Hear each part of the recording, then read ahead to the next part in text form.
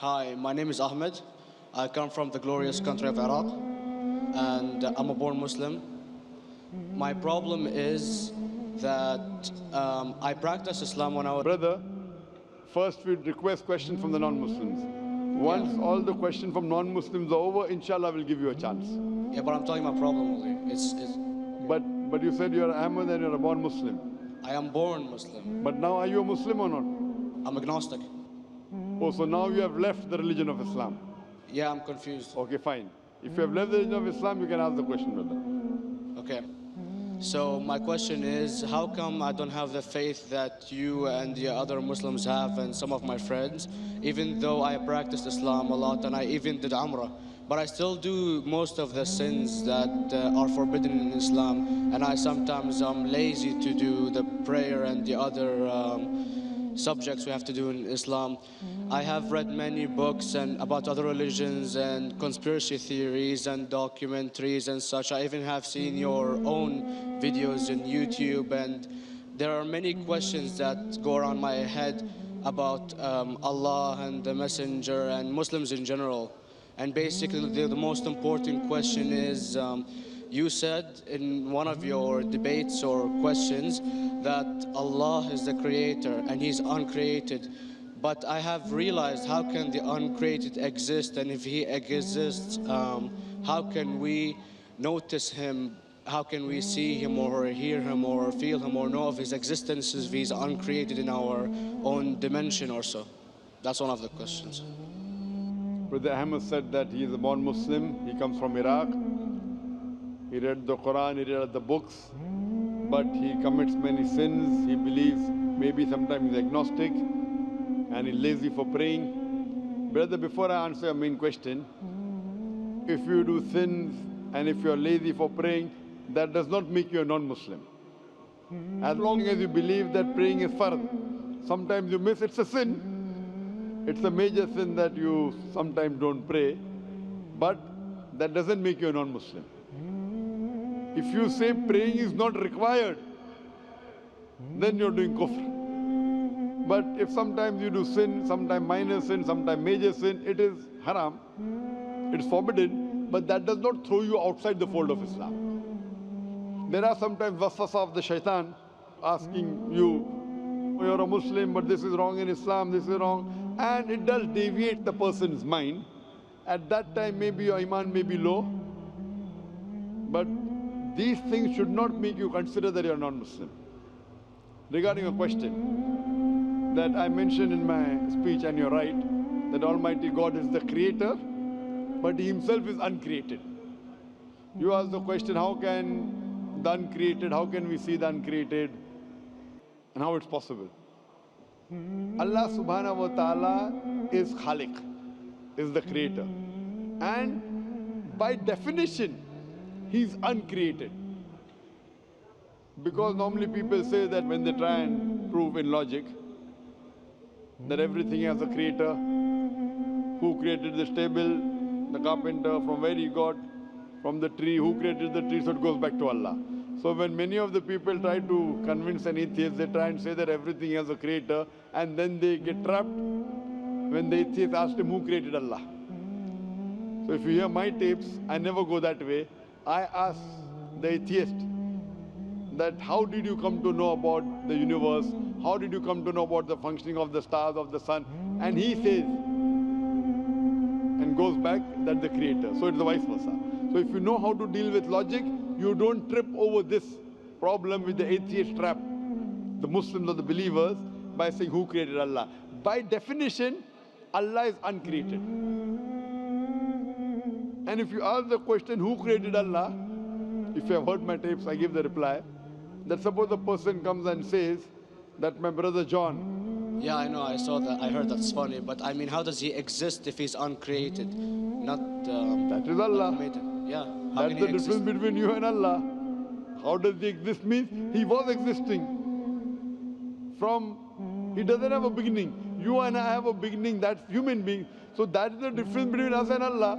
You can't say that Allah has to be like us. If Allah is like you and me, why should we worship Him? I see, but have you heard of the phenomenon, the Big Brother, used by various orders and political agendas to control the people and such by implementing it into multiple gods, and then later on it became a monotheistic religions all over the world to make it easier for Big the Brother, people sorry, to... I've never heard of the religion Big Brother. It's not a religion, it's like a theory, an idea, basically. For What does it example, say? yes? What does this idea say? What does it say? Is that when you have a big brother, it's easier for you to live life. When you have someone watching you the whole time, understanding you the whole time, protecting you the whole time, being with you the whole time, and you can talk to him, although he never talks to you back, maybe in your dreams, due to your mind and such, it's easier for you to live. While a human who does not have a big brother and is not easily controlled into doing so and is having complete freedom is a danger for the major ruling powers and such. What does this say? I don't understand. Big Brother may be the Big Brother may not be the. What does it have to do with Islam and God? What does it have to do? Because basically Allah is watching you the whole time. So you want to knows- say that Allah is like a Big Brother? Indeed, you use him for your protection so you won't be scared. You know what I mean? See, this is the hypothesis. Hypothesis. If you have heard, how do I convince an atheist? If you have heard my answer, that you said that you're agnostic, you're atheist. Yeah? So first thing I do to an atheist is I congratulate him. What? I congratulate him. Have you heard my answer of atheist?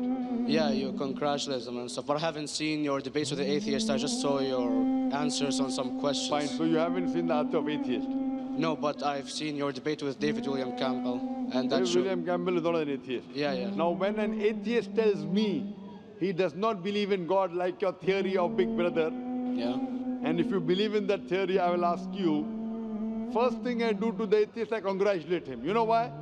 Yeah, because they think and they don't follow what their parent does and such stuff like that. No. I congratulate him because he is not doing blind belief. The other people are doing blind belief. He is a Christian because father is a Christian. He is a Hindu because father is a Hindu. Most of the Muslims are Muslim because father is a Muslim. He is thinking. He says there is no God. He has said the first part of the Islamic Shahada, La ilaha. The reason I congratulate him is because he has said the first part of the Islamic Shahada, Islamic Creed, La ilaha. The only thing I have to do is illallah, which I shall do inshallah. So if you have heard my answer, an atheist becomes an atheist because he believes in science, he believes in logic. Or I ask him that if an equipment is bought in front of him, which no one in the world has ever seen, and if the question is asked that who will be the first person who will be able to tell you the mechanism of this new equipment, what is the answer? Of course, he's going to tell you the producer or the maker of this equipment. Creator, producer, maker. So when we ask him questions that how did this universe come into existence, he will talk about the Big Bang. This what we're going to talk is already mentioned in the Quran 1400 years ago in Surah Anbiya chapter number 21 verse number 30. Avalam yaral lazina kafaru anna samawati wal arda kanat ratkum fataknahuma. Do not the unbelievers see that the heavens and the earth were joined together and we clove them asunder. This what you came to know 50 years back is mentioned in the Quran 1400 years ago. Who could have mentioned that? Well, in various civilizations in like 2000 or 5000 BC before Islam came or Christianity itself, there was various civilizations that are good in astronomy and they know more about our solar system than we do now, sadly. Brother, your knowledge of science is little, not in-depth. I do agree. There are certain things which were known as hypotheses. For example, we came to know, we were proved that the earth was spherical in 1577. I know that in 6th century BC, there were Pythagoreans who believed that the earth was spherical. But the same Pythagoreans who believed the earth was spherical also believed that the earth was the center of the universe, which is wrong. You show me one civilization which believes 100% what the Quran has mentioned. I challenge you. What you say, so do you mean to say there was a person who said, okay, this civilization, out of 100 things, these 2 things are right. Out of 100 things, these 5 things are right. Out of this 100, and picked and chose. Who can do that? No one besides the Creator. Even if you know that there were 10 different civilizations, hundreds of civilizations, there is not a single civilization that you know in the past which knew 100% of science what we know today. So where is your logic? Where is your theory?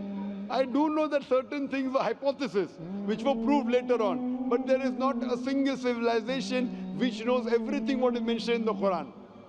So the answer goes back to the original question, who could have collected this in the Quran? Someone 1400 years back, could he do and say, okay, out of these 100 things, these 3 are right, out of these 100 things, these 2 are right, out of this, it's not possible. Mathematically, it's not possible. Well, you never gave the idea of extraterrestrials or so. I mean, knowledge is power, and... Brother, I'm asking a simple question. We are not come here to have a debate. Yeah. I'm asking you a question. Point out a single civilization. You're asking something else. Yeah, we are not here to discuss. You can come in the room and discuss. You ask a question, I'm giving you the answer. You gave about old civilization. I told you you're right. But out of 100 things, 98 they were wrong. So I'm asking you, who could have mentioned this in the Quran? You're talking something else now. Yeah, well, I'm asking a simple question, 2 plus 2 equals how much? You're saying, I'm telling you 3 multiplied by 3 is how much? I'm asking a name, you're telling that where do you live? I'm asking a simple question, name me a single civilization which has everything what was mentioned in the Quran. Do you know of any or not? Yes or no? Well, not everything, of course. Even not 10%. Why? Babylon knows of most of the planets and such. Planet is not the only thing mentioned in the Quran. There are 1,000 things mentioned in the Quran. To say what 1,000 things are mentioned in the Quran, 10% would be equal to 100 things. Did Babylonian civilization knew about 100 things mentioned in the Quran? No, because they you don't cannot. have the They knew 5 or 6 things. In percentage wise, very small. So, of course. Who can be the author of the Quran besides the creator to know what is right, what is wrong? Today science has established the hypothesis mentioned by Babylonian so many centuries back is today proven. So these were hypotheses in the past, which out of them many have been rejected, some have been accepted. So to collect all which is 100% correct has to be from the creator and no one else. Hope that answers the question.